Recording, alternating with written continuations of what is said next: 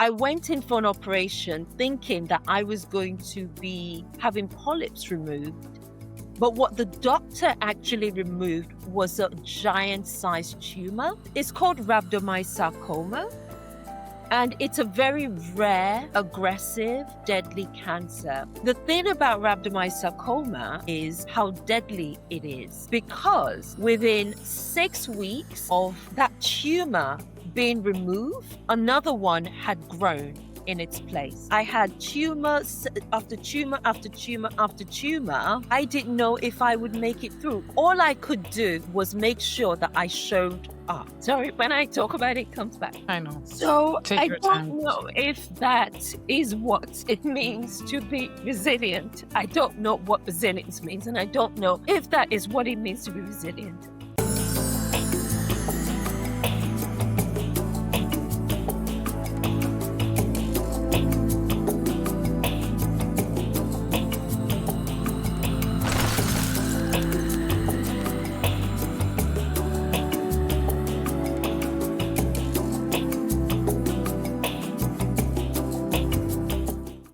Hello and welcome to Ego is Here. Today I have the honor of speaking to Ngozi Onwuchekwa, a cancer survivor, TEDx speaker, and Mrs. Exceptional Lady Universe. Together we'll explore her journey through fear, identity, and the incredible power of resilience. Hello, Ngozi. Hello, how are you? I'm great, and I'm so honored to have you here. My pleasure. I'm happy to be here. So, Ngozi, what were the first physical signs that something wasn't right, and how long did you live with those symptoms before going to a doctor? Right. Okay. So the first physical signs was I was bleeding. Sorry, I don't know. I don't want it to sound horrible for your audience. No. Yeah, but I was bleeding a lot. So if you can imagine, having your period, everyone has a period, but Hmm. usually in a few days is over. But mine went on for months and months and months and months. So I was bleeding quite a lot. And I was getting very lethargic, dizzy, when you're losing that much blood. Of course.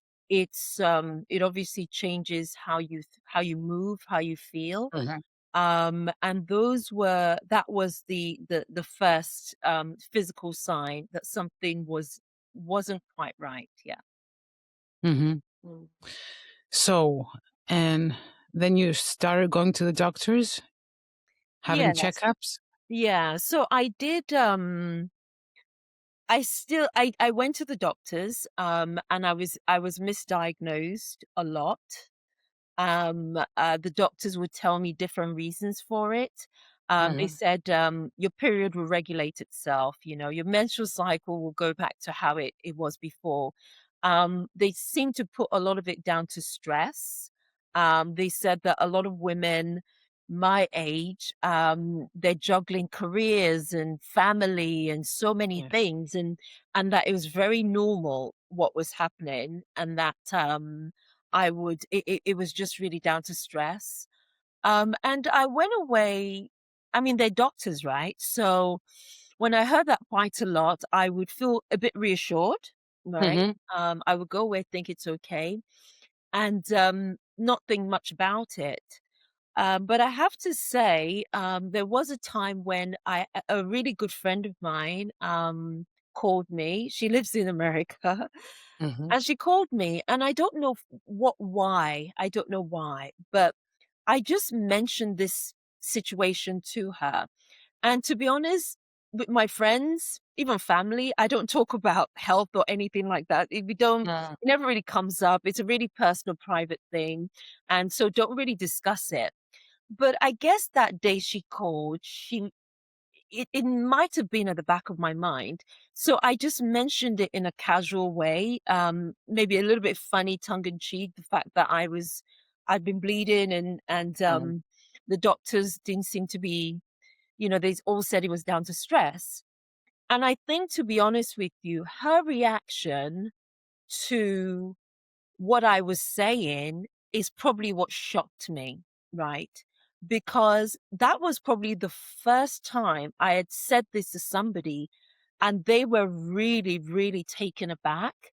And I even remember till today when she said, "You've been bleeding all this time and nobody's taken this seriously." She said that you have to march yourself back to your doctors and demand that you have tests or something, right? That you're taking more seriously. And Mhm. after, talking to her, I was a little bit embarrassed because I thought, oh gosh, I thought maybe she was overreacting a bit. But the way she spoke and just how she received what I was saying just stayed with me. Mm. And so and I actually to today credit her with actually saving my life because I listened, I went back to the doctors and I said, instead of you chasing me away and saying, oh, it's stress, you'll be fine. I said, no, let's have tests. Let's try and dig deep and find out what exactly is going wrong here. And I had to be a bit more insistent, a bit more forceful, not so much my nature, but had to really try and be that way. And it was only when I was being a bit more forthright, a bit more forceful with like, listen, please, somebody let's look deeper into this, Mhm. that they started to take me seriously. And I had tests. But even when I had those tests, I was still misdiagnosed, right? So I was, Unbelievable. yeah. So Ngozi, except from bleeding, you were also in pain. I was bleeding, I was in pain. Mm. I was not functioning. I mean, if you can imagine, if you're bleeding and bleeding and bleeding for months heavily, 24 hours a day, 7 days a week, you're lethargic, you're dizzy, you can't walk, you can't get out of Of bed, you course. can't move because you're losing so much. And Mhm. so when they would say that that was stress, I thought, oh, okay, well, everything would regulate. But when I went to have my first test and they said, "Oh, we found out what it is. You have polyps." It's an Mhm. easy procedure. So many women have it.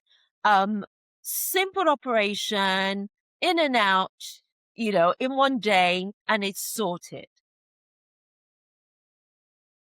So I thought, yeah, great, great. They found what's wrong. Brilliant, right?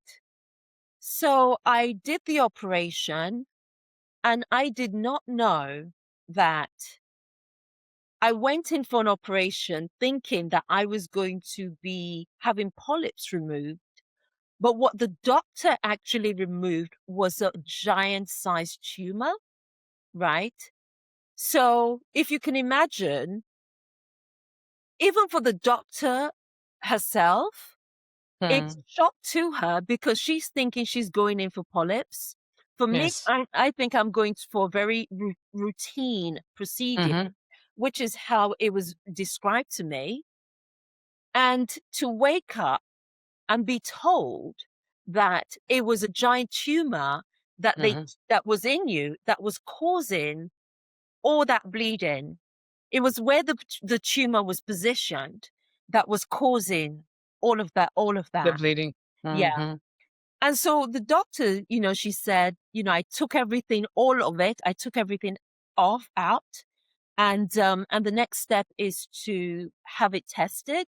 But again, I was reassured. They said, listen, this is going to be, a test like this, no problem. It's going to be okay. Even though it was a shock, it was a tumor. And they, they had the tumor tested, and that was Mhm. when I was told that I had cancer. Yeah. Mm. Because looking back, do you think women uh, are sometimes conditioned to minimize their own pain? Absolutely, absolutely. I know that when I went um to all those doctors, um, it felt as though that they were tired of me talking about this. that Mm. they were tired of me keep coming back about the same thing. And they kept saying, "Don't worry, it'll be fine. You're overreact." I mean, they didn't say you're overreacting, but it was their whole persona. It was everything, the way they sort of, spoke to me, and sort of, you know, they literally Yes. would spend about 5 minutes. I would be Mhm. waiting for almost an hour, sometimes an hour and a half to see a doctor when I could finally get an appointment. And literally I would be there 5 minutes. And so there is this thing whereby you're made to feel like you are overreacting, you Mm. are sort of taking time out of their day when it could be better spent on people who have more serious issues, Mhm. and that you just have to just go home and suck it up. But I have to say, like I said, thank God for my friend, because I would not be here today if I had done just that. Um, Yes. yeah, Yes. her shop was like, "No, don't listen. Just keep going. Keep banging on those doors. Keep making those appointments. Keep speaking to someone." Um, and also, in the UK where I'm based, right? They have a system whereby you're not seeing the same doctor. You're seeing so many Mm. different doctors, right, all the time because of the way the system is set up. And sometimes you wonder, how long have these doctors had to actually look at your history, look at what's happening, look at the last time you came? And so I don't know that there's something about that that needs to be attended to. Mm. But yeah, definitely as a woman, definitely I was made to feel as though I was overreacting. I was being dramatic. Um, there was nothing wrong, and I needed Mm. I needed to just go away. Yeah. That's hard. That's really hard. Cozy, take me now to the moment when you first received the diagnosis. Yeah, I mean, I don't know what it was. I mean, when they said they were going to have everything tested, I didn't think cancer at all Mm. because I am healthy, other than this period, Yes. Yes. I exercise 3 times a week. I try to eat well and look after myself. I didn't really have sugar. I didn't drink. I didn't smoke, none of those things, right? And so when they said it was cancer, the shock that came through me was unbelievable, because I kept thinking that they had the wrong person for an Mm. incredible amount of time. I thought somebody had gotten something wrong, because So you were in complete denial, right? in denial. Because how could Gozi, how could I have cancer? Mm. I mean, I ran, I did marathons, I ate my 5 a day, fruit, vegetables. I looked after myself. I thought, how can, where did this come from? How could I have something life threatening when I was in the throes of my life, in a sense, really? How could Mhm. I have Mhm. this thing that I didn't even understand? And, it wasn't just that I had cancer. It was the type of cancer that I had. That also was very traumatic. Tell me about the Um, type of cancer yeah, so people can know. yeah. So it's called rhabdomyosarcoma, and it's a very rare, aggressive, deadly cancer that affects a tiny, tiny, tiny percentage of the population. It affects your muscles, your soft tissues, your bones, right? Mhm. And not there's not much. I mean, obviously in hindsight now I know certain things, but when you compare it to lung cancer, breast cancer, or so many others, a lot of people don't know about it, right? Even the doctors are still trying to figure it out. Mhm. But the thing about rhabdomyosarcoma is how deadly it is, because Within 6 weeks of that tumor being removed, another one had grown in its place. Oh. Yeah. And it takes you very, very, very quickly. And you can imagine one tumor's gone, another one's back there, getting bigger and bigger and more aggressive. And the problem with rhabdomyosarcoma, because so many people still don't know about it, is that the problem is it is so aggressive that, and so many people get misdiagnosed. So many people die from it, right? Um, and and that's why I said that I was going to dedicate my time, my life, my resources, whatever, to really getting the message about it out there. Mm. But that was a type of cancer that I had, yeah. So, what was the very first thought that crossed your mind before the bravery kicked in? About the cancer, Hmm. about everything. Oh gosh. I think up until my cancer, nothing really bad had happened to me. Nothing really, I mean, I lost parents and all of that, but me Hmm. personally, to me, I'd sort of maybe skated through life and I'd been okay. And so to have something this serious, this life-threatening happen to me, there's obviously the disbelief. There was, how on earth am I going to cope with this? How am I going to tell my family? How am I going to, you know, you know, how is my husband and how are we going to cope with it? Mm. And also bearing in mind that this happened during the pandemic, right? During COVID Yes. pandemic. So Hmm. you have a disease that can kill you happening to you at a time where you have this global virus that people are still trying to figure out. Hmm. So it was a way, it was thinking that, how am I going to make it through? Do I have the strength to survive this? And that was what I was thinking, because I didn't know. I'm going to be completely honest with you. I didn't know how I was going to survive it, how I was going to make it through, and I didn't know what to expect.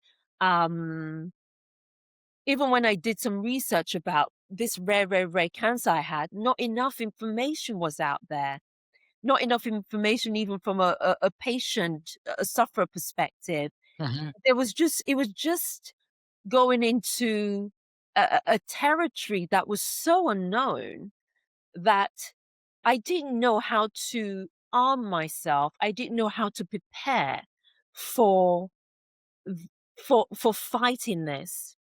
And so that's pretty much what I was going through my head, was how was I going to make it through. Did you have enough support from your family and friends? I mean, you have to bear in mind that, again, it happened during the pandemic. There Yes. was social distancing, there was Hmm. shielding. It's I'm writing a book about all of this anyway. But one thing I will say is that cancer during treatment during a pandemic is an extremely lonely experience. I mean, cancer in itself is you having to rely on you to try to make it through. But during a pandemic where you cannot see their laws, right? There's Hmm. restrictions, there's regulations. You can't see family, you can't see friends, you can't go out, you can't do this, that, and the other. It was it played havoc with your mental health. And my family were there as much as they could, with FaceTime, sometimes Zoom, WhatsApp video, when they could sort of, when they wanted to talk to me, there was that. But there wasn't their physical presence in, Hmm. because many a times when I was in hospital, I had to be by myself. There was nobody was allowed to come in. I wasn't even allowed to leave my room to walk around, to walk on the ward because of, your immune system, you can Mhm, imagine, mhm, is with mhm. the treatment, but also with COVID as well. So I would be in my in a room with a very, very small window for such a prolonged amount of time, and the only people I would see were the nurses that would come in and out and give the medication. I wouldn't see anyone. Even my husband wasn't really allowed, I mean, he would drop me off when I needed to do the treatment, but he wasn't really allowed to come up and spend time and be with me. So, I mean, but with family and friends and close friends, I would say that they were there as much as they could be. There wasn't much. Everything was really left up to me Yes, to really yes. try to find Mhm. a way to make it through. Yeah. So how was your mental health at that time? Um, I think that how was my mental health? I think that looking back on it, one of the things actually that I'm campaigning for, and I'm working in collaboration with a newspaper here, the Daily Mhm. Mail, is for the hospitals to look at mental health, to really, as soon as you are told you have cancer, they need You to need support. also treat you, and mental health treatment has to be part of that whole holistic treatment. Sorry, it has to be more holistic, with mental Mhm, mhm. being included in that, because it's not. It really isn't. So when you ask how was my mental health, I'll tell you exactly what happened. For me, because it was such a journey to get somebody to listen to me in the first place, right? When people actually did and said, "Oh, you've got cancer. We now know what kind of cancer it is. This is a treatment that we're going to do for it." I was so grateful. Mm, I was so grateful, and I was riding on that. And so whenever I had any kind of mental trauma, as a result of everything that I was going through, I would push it aside and not tell anyone, because I said, "You are just lucky. You're lucky to be alive to this point. You're lucky people they found out what it is. You're lucky you're getting treatment for it. So focus on that." And I mhm. would ignore how the mental trauma was manifesting. And how was it manifesting?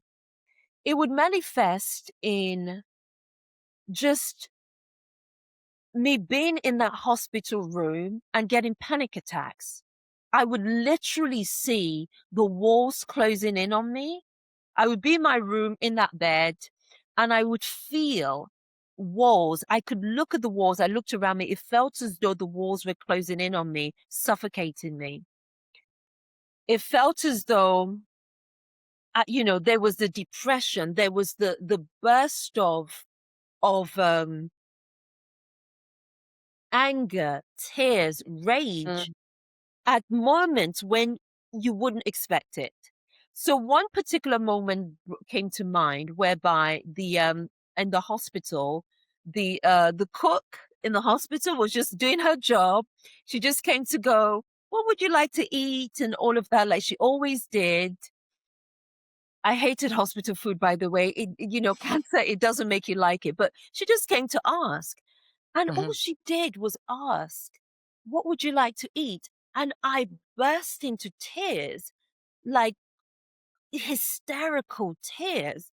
And I Mm. cannot tell you where that came from. And the poor woman just looked so sheepish, like, "Oh my God, what is going on with this girl? What is happening with her?" And I couldn't tell you why I was so upset, because I'd been Because so maybe wrong. you were suppressing all your emotions for a long time. And that's what I do. I mean, with me and my family, we're so strong in so many ways that I'm not somebody that cries, cries, cries. I'm not that type of Mhm. person. And so to really be do that, and I felt guilty. I felt embarrassed. I felt ungrateful. Um, I felt so many things. So there's PTSD, there is Mm. depression, there is you know, the things that you see around you looking and feeling different. So there is so many ways it plays havoc on your mind. And all of those ways generally go untreated by hospitals because they don't even ask you. And you don't always want to tell them because you don't want to bother them. You're just grateful that you're getting Mm. treatment, or you don't think it's serious enough to warrant their attention. So, yes, I know I have cancer. Yes, I know I'm going to be sad and upset, but let that be it, right? You can't now, they're giving you all this treatment. You can't now say to them, okay, well, this and this and that is happening as well, because that just feels that you're not showing gratitude and you're not being grateful. Well, So that's not true, right? no, it's not. And to be honest with you, the more I've gone on this journey, I realized that there are people who give up because the mental side of it, stress, disorder, or the mental chaos Hmm. overwhelms them, right? And they just say, no, I'm not going to do any more of this treatment. There are people that kill themselves because Hmm. of that. There are people that and it's just so important that the hospitals realize and the medical profession realize that without you being strung up here, whatever they're doing for you won't work as well. Or Hmm. even if you recover, right? How long do you recover for? And what does that recovery look like? What does that remission look like? Can Hmm. you go back into your life? How do you cope, right? With so many of the things, the mental stress that comes Of with course. having had cancer, having survived it, Hmm. if you're lucky, and how you integrate yourself back into normal life. That is all part of it. And yeah, and I am fortunate enough to say that I understand that a bit more, and I can do my little bit to try to make it better for somebody else. Yeah. Was there any moment, Gozi, that you felt like you wouldn't be able to make it? Did Yes. that thought ever cross your mind? Like, Every day. Because with my illness, I was in and out of hospital for the best part of 2 years, right? mhm, Many a times I couldn't eat, walk, or talk properly, right? So, and the doctors were giving me these treatment. They were still trying to figure it out. I had hundreds of MRIs and all of that. And every time a test will come, result will come, I didn't know if the cancer would spread, if the treatment would work. So, and this plays back into the mental trauma is that I never felt at one time that I was safe, that I would make it through, yes, right? Because what I was going through in terms of the treatment itself, the side effects was so horrendous and so traumatic. And I was so consumed by it that even though I tried to, put in, try to m- make other people like friends and family feel I'll be okay.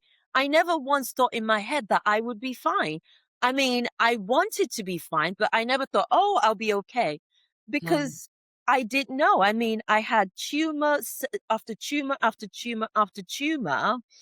I was struggling to eat properly, walk properly, talk properly.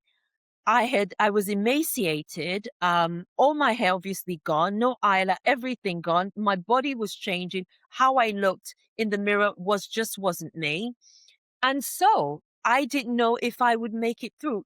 All I could do was make sure that I showed up. And by showing up, um, all that meant was when I needed to be in hospital, no matter how painful the treatments were, no matter how isolating and lonely and scary it was, I made sure I went. I made sure I was there. And I don't know if,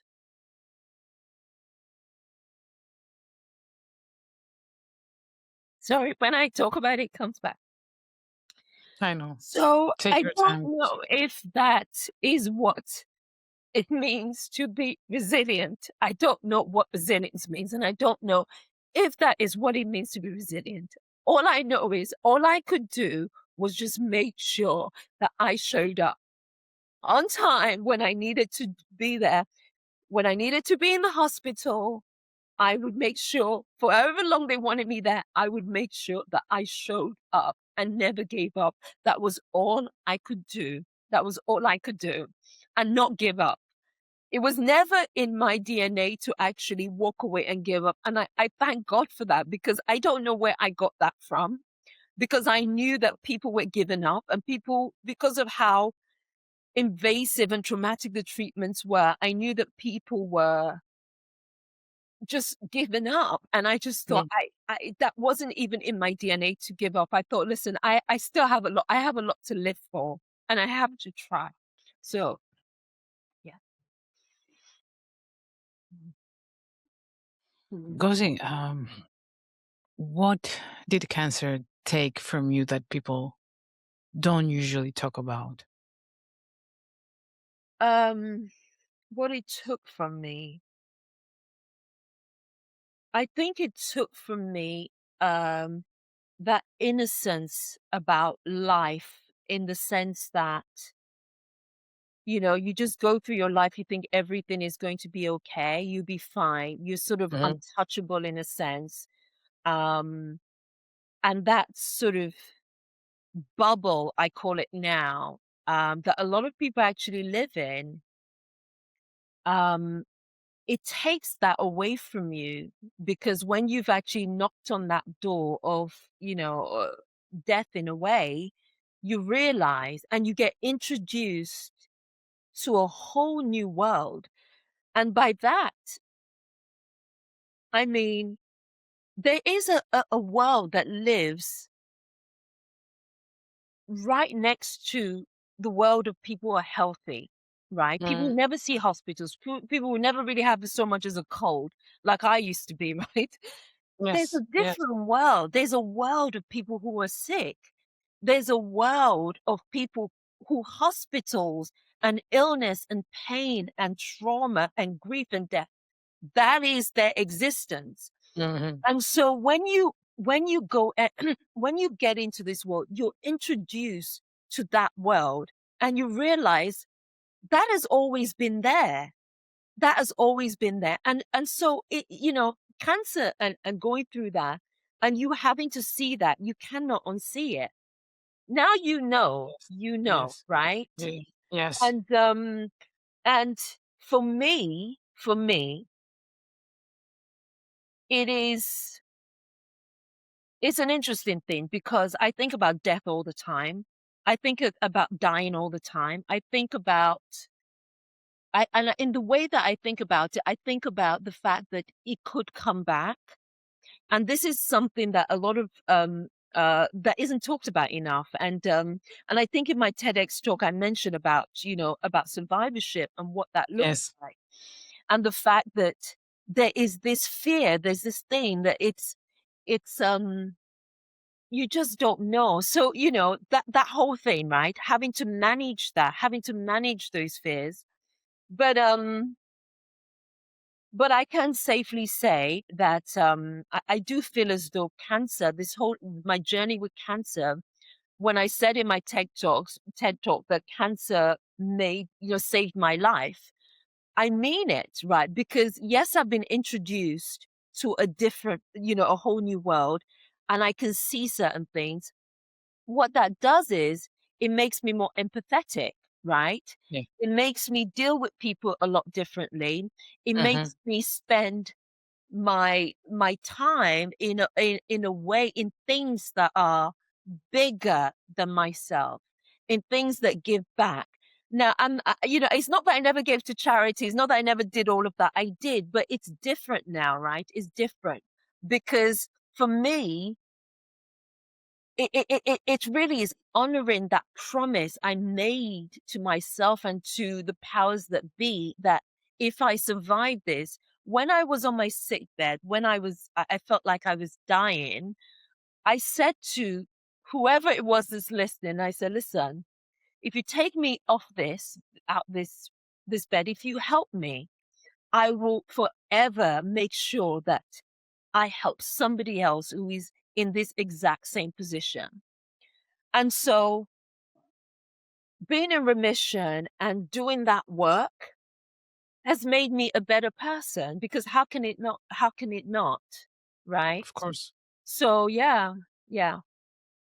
So when remission came, did relief arrive instantly, or did fear grow, louder? I mean, when remission came, when I got the news that I'd been sort of like given the all clear, it came. I was surprised. I was shocked. I didn't know. There was no, I didn't. Like I said, I didn't know how things were going. But obviously, they Mhm. look at the scans. Your doctors look at the scans. They have their meeting. And they tell, listen, you know, you're good for now. But then remission for me was 10-year journey, right? And I don't know Mm, if a lot of cancer patients are told that, but for the type of cancer I had, they have to monitor you for 10 years. And so even though I look better, I'm still in and out of hospitals all the time, mm, right? Because they have to monitor you. So, but when I heard the news, it was just incredible. I was so happy. I broke down crying, my husband crying, and I wanted to hug my doctor, but COVID, I could not. I yeah. could not. I just had to give him an air hug and say, thank you so much. Thank you.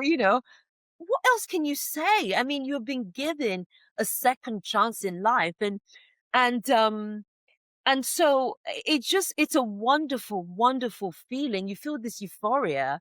Everything looks different, smells different, feels different, right? It's a high, it really is. Mm, And then now you have to go to the next stage when you start to come down from that high, which is how can I integrate back into life, right? How do I do that?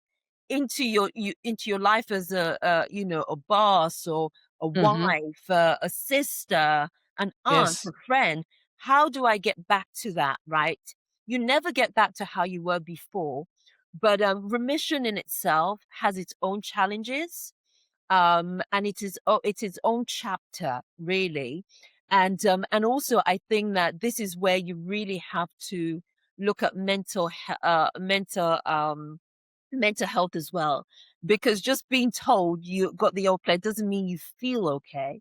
Because for the best part of 2 years, you've not been okay. And also you're lumbered with this thing whereby the cancer could come back. And so you know now what you went through. So when you know what you went through, how do you cope with now knowing that you're going to have to deal with all that again? So there's a lot to it, but yeah, that's the new normal you've the new spoken about, normal, as they right? say. Yes, the new normal. Yes, Yeah, yes. yeah. Did people expect you to be inspirational before you were ready? Ooh, I don't think I don't think anybody expected me to be inspirational. Um, I think they expected me to Because I mean, like yeah. Yeah. winning the battle. Yeah. I think people expected you to just go back to how you were before, right? The But person be you more were wiser, huh? huh? Sometimes, but be more wiser in a way. Yeah, I mean, um I think people in general, I mean, for me, for my thing is that I do think that they expect you to be the person you were before, but you're not that person anymore because you know more, you know better, and you've been through this experience, this thing. So you're different. I think when they thought about, is she inspiring or is she inspirational, is when I decided to do something with it. And I decided to honor the promise I made when I was sick.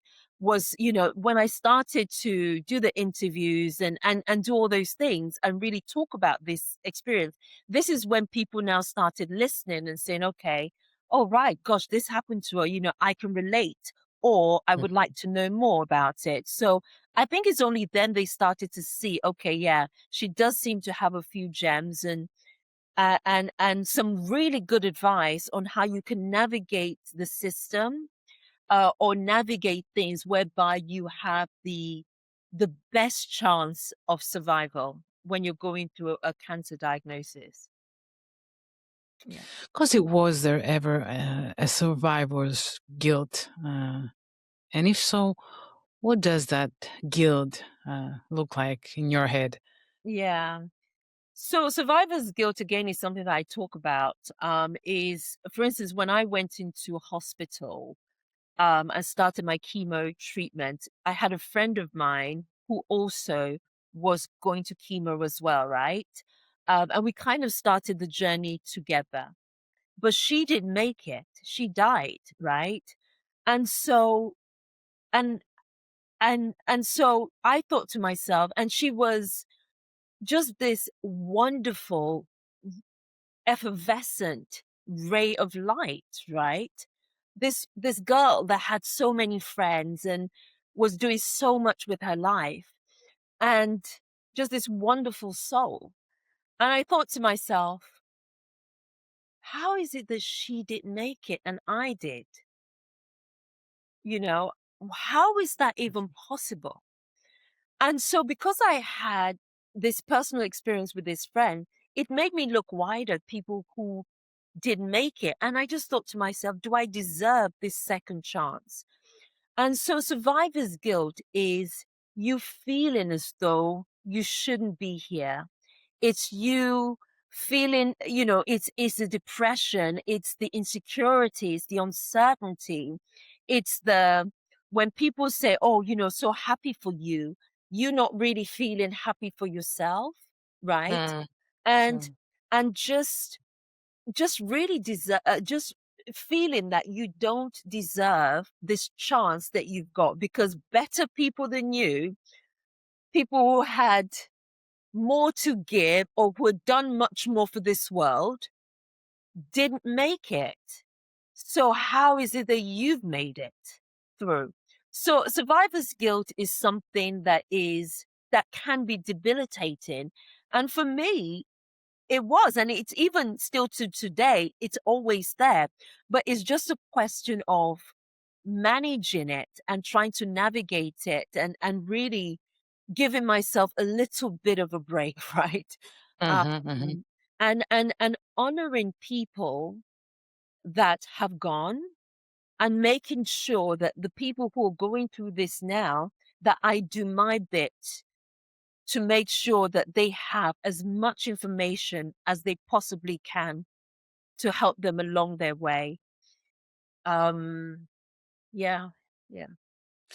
How did your relationship with control change after facing, something that you couldn't control?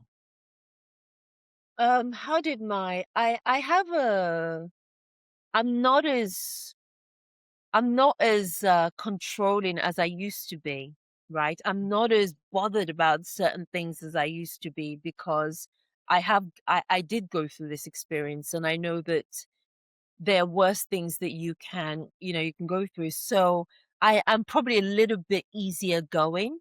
It's Hmm. not not completely, but I like to think that I'm easier going, right? I'm more empathetic.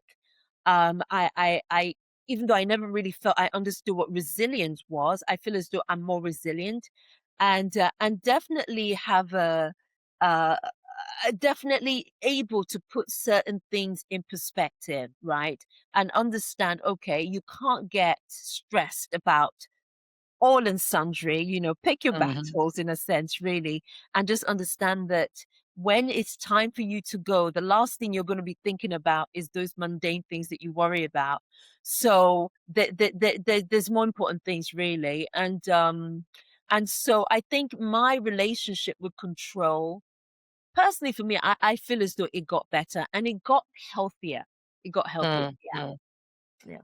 What what part of your identity feels strongest today, and what part still feels fragile?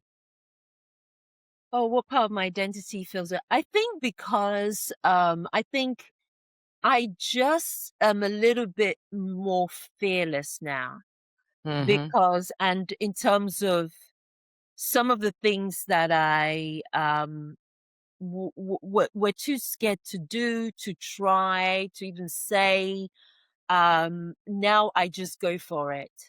I don't have those insecurities or even that arrogance that, oh, I can do it another day. Or there's another day waiting for me. I can do it tomorrow. I don't Yes. have that thing whereby, tomorrow is guaranteed, right? So, Hmm. um, so yeah, I really feel as though, um, I'm a little bit more fearless with just going after the things that I want, and also being a bit more transparent about things that don't necessarily present me in the most attractive light. The fact this interview, for instance, whereby I talk about the fact that mental stress, the fact that I even share publicly, and I have done for quite a few years now, the ugly side of going through cancer, right? The Yes. bad side of it. And some of those things that before I would never, right, be even the thought about talking about. But Hmm. Hmm. I'm a bit more fair. And the reason I do that is because I do feel that I have a bigger purpose. I do feel as though that I feel information is power, right? And I It know is. that It is. Mm. yeah, I mean, I know that had I gotten some of the information or knew some of those things that I'm sharing now, if I knew it back then, if I knew it when I was going through treatment and all of that, it would have helped me. And so I don't know if one person is listening or 1,000 people or 100,000 people listening. I really don't care. So for me, as long as if my message reaches one person, then I don't care about looking a bit weird or what have you. I think there's more important things in life. Yeah. Yeah. Definitely. Yeah. Did cancer change your definition of success? Yes, absolutely. So success before cancer was really based on my work, right? Hmm. How, promotions, pay increases, bonuses. I mean, I'm from a family that's very, very academic. And so success for me was tied into all of those things, right? Um, yeah, degrees and all of those things. But for me now, success is helping somebody else, right? Success to me is the satisfaction I get when I read a DM with somebody who's reached out to me because they heard their story and me being able to write back and give my 2 cents or point them in the direction of, counselors or information that could help them. There's something there that I feel. I feel at peace. I feel as though I'm doing something that is making a difference. Um, and success for me is giving a platform to rhabdomyosarcoma. I mean, when I did the Mrs. Universe title, I entered the Mrs. Universe pageant. One of the things that I was able to do from that was utilize that platform to talk about rare cancers because so many people were going misdiagnosed and losing their Mm. lives, right? Yes. And so I was able to use that platform and the press and the attention and everything that I got from that. And I sort of, you know, dedicated all of that to talking about sarcoma and that makes me happy, and that's success for me, right? And that makes that whole experience even more worthwhile for me. So it wasn't just, okay, I have this crown, I won this thing. It's really about, which is nice, Yeah, it's but tell me about it because I wanted to ask you it's about really being about what I was crowned able to do. Yeah, yeah, yeah, with it. Yeah. Mrs. Exceptional Lady Universe. Yeah, I Tell me mean, about that experience. it's so funny because people always ask me, what made you enter a pageant when I don't have a pageant background? I mean, the thing is, it's funny. There's two different ways people see me, right? If people saw my Instagram, they will be thinking, of course she entered a pageant, right? She looks it. But my real life, I am completely different.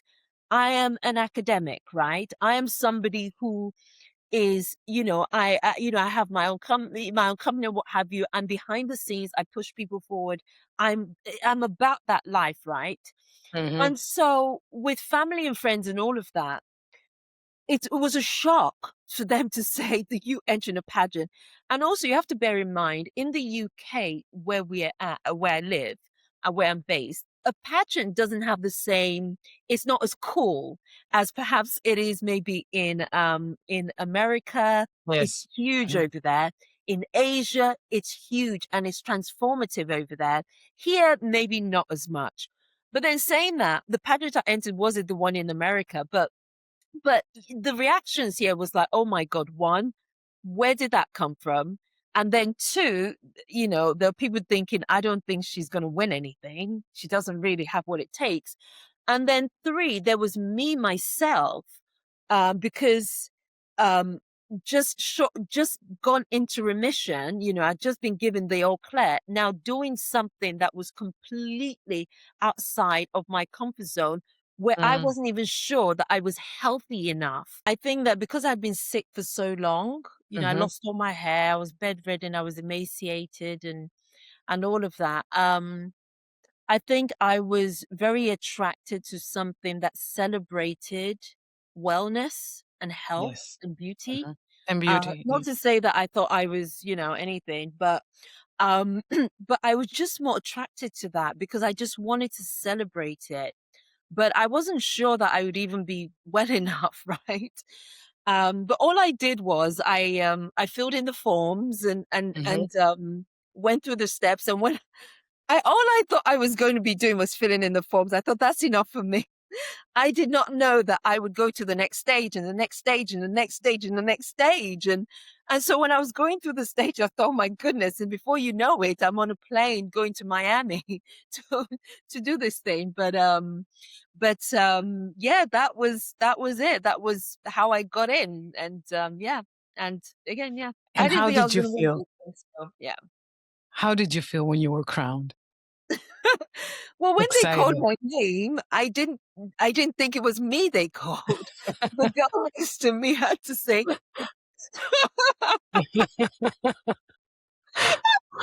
like, I've never really won anything. What is this? This is so strange because for me, just going and taking part was enough. I did not think I was going to win anything. I honestly. So when she was nudging me, she goes, "You have to go, go." I was like, "Oh my God." And I was so cheesy, honestly, with how I was. I just looked so shocked. I, I just looked, I just looked so shocked. And yeah, yeah, I was thinking, okay, well, this is strange. I mean, I have a crown on my head. What is going on? But um, but it was really such actually, I know that in the UK, I mean, pageants isn't something that is a big thing here, but in Hmm. America it is, right? And the one I entered was the American one. But it actually opened up a whole new world for me actually because I got to, now I've been pageant director, pageant judging some of the biggest pageants in America, like 800, 1,000 girls, right? And contestants. And what I'm struck by, and I'm so grateful to do it, right? Because there is such a misconception about pageants here. It's I don't think the misconception is in America or in Asia. I don't think it's that because they have a thriving pageant community there. But over here, there is this assumption that, you're not that smart or it's not this, that, and the other. Mhm, But mhm. the amount of incredible women who are high achievers, doctors or want to be doctors or lawyers or graduates and what have you, who are doing this thing because it improves their confidence. They get to be speakers. They get to perform a world stage, and also the networking opportunity. I mean, people don't realize. I mean, the last one I did, I had 800 contestants, right? And the Well, networking opportunity with all these amazing women is through the roof. And mm, so so I love that community. I'm just so happy and, to be a part of it still, right? I much prefer being a judge than being a because I don't have to have the stress of trying to do all of that. But I really love it. I respect it so much. And I'm just happy to work with really great organizations that treat the women with respect, understand the value that they bring, and yeah, so that they, they're nurtured and they can grow as well. So but yeah, I mean, doing the pageant for myself just gave me such a huge platform to be able to talk about cancer and my cancer charity. And mm.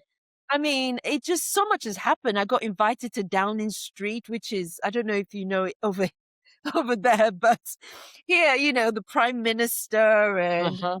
home and all of that. I've got to do so many wonderful things just because I've been in this world of um working being somebody that advocates for cancers and rare cancers and lends my resources, my business and my time to just educating and hopefully inspiring people on this journey. Yeah. Of course. So, looking back on your journey, what message would you give to people who are currently battling cancer, facing fear, or even feeling unseen? I think for me, I think what I will say to them is just keep turning up. Keep turning up. Don't Mhm, give up on yourself. Don't give up. No matter how depressing your diagnosis, no matter how much pain you have, or you're going through, no matter how traumatic it is for you mentally, physically, emotionally, all of that, take it one day at a time and keep turning up. Keep showing up. Show up mm, for your chemotherapy, show up for your MRIs, show up for your PET scans, your blood tests. Pick up the phone when your doctor calls you. Just take it one day at a time and keep showing up, right? That is all you're expected to do. Everything else will take care of itself. Um, and I don't want to say cheesy things like there's light at the end of the tunnel because when you're going through all of that, you don't always see that. But I will promise you that, if you make it through and when you make it through to the other side, life is going to be better. It won't be the same. It will be better because you've gone through this, because you mhm, know more, because you feel more, you're more empathetic, you're more aware, you're more knowledgeable about this. Your life will be better. mhm. So, but all I will say is just keep showing up. Just keep showing up. That's all I will say. My last question is, do you believe fear ever truly disappears? For all of us who are dealing with PTSD, like myself, or do we simply learn to walk beside it? Well, I mean, fear is a very natural biological reaction, right? That every living thing has, right? This, being fearful. So fear will never disappear, right? Because it's actually something that protects us as human beings, right? Sometimes you have to be cautious. However, the difference is debilitating fear, fear Mhm. that stops you from doing the things that you need to do. That's something that can be managed. It can never be eradicated. We can never eradicate it, but we can manage it. We can manage it, right? And there's so many different ways to, to do that. Even things that, I mean, everybody talks about this on online, on social, and maybe think of it what you may, but just giving yourself affirmations, right? And and as somebody who never really believed in all of that, like affirmation, what's that? Talking to yourself in front of the mirror, it does work. It Mm. does work, right? Because there's something that it does to your brain, right? When you sit in front, it's either in front of the mirror or in front of wherever you want to, and you say certain words to yourself, right? It changes the way you think about certain things on a subconscious level. Mhm, mhm. So, whilst fear cannot be eradicated completely, it can be managed. Even things like exercising or getting some natural endorphins, changing your lifestyle so that you can incorporate some level of that kind of physical activity into it. Um, that helps with your fear. I mean, those are very natural ways of Ways. helping with your Mhm, fear, where you're not medicating yourself mhm. and all of that. But these are some of the things that you can do, right? But no, you can never ever get rid of it completely. But you can definitely manage it and even use it to your advantage, right? On some occasions, yeah. Yes. So, Ngozi, thank you so much for being here. Thank you so much for sharing your story and your journey. And thank you for raising awareness. It truly means Oh. a lot. I mean, to a lot of people. Thank you so much, Anna. I really appreciate the fact that you reached out to want to do this interview. I love your platform. I love what you stand for. I've been watching all your interviews with all your other guests as well. And so, yeah, I mean, I'm so appreciative of it. So thank you so much for that. Thank you too. And to all of you out there, as we always say, ego is here, you are here, and that's enough.